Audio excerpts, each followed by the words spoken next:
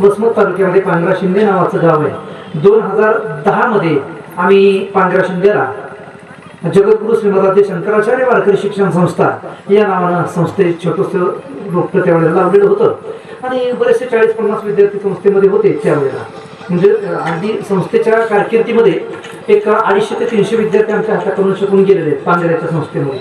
मात्र मध्ये लॉकडाऊनच्या पिरियडमध्ये कोरोनाच्या काळामध्ये थोडंसं हे रोपटं कोमेजलं होतं, परंतु पुन्हा सर्व पांढरेकरांच्या सहकार्याच्या माध्यमातून त्या रोपट्याला खत पाणी घातलं गेलं आणि आज पुन्हा एकदा त्या रोपट्याने भरारी घेतलेली आहे. जगद्गुरु श्रीमद शंकराचार्य वारकरी शिक्षण संस्था या नावानं पांढऱ्यामध्ये संस्था कार्यरत आहे.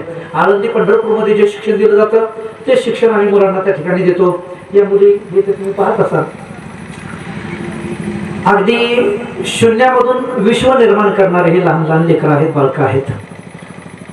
आज वारकरी शिक्षण असेल, संस्कार शिक्षण असेल, ही काळाची नितांत गरज आहे. तुम्हाला सगळ्यांना माहिती आहे, हे काय फार खोल जाऊन सांगण्याची गरज नाही. गावागावामध्ये तरुणांची काय अवस्था आहे आपल्या सर्वांना माहिती आहे. अगदी लहान लहान पोरं सुद्धा ते काय म्हणतात त्याला डीजे वगैरे अशी मिरवणूक जर निघाली तर लहान लहान पोरं सुद्धा दारूतून मत्त होऊन असताना आपल्याला त्याच्यामध्ये दिसतात.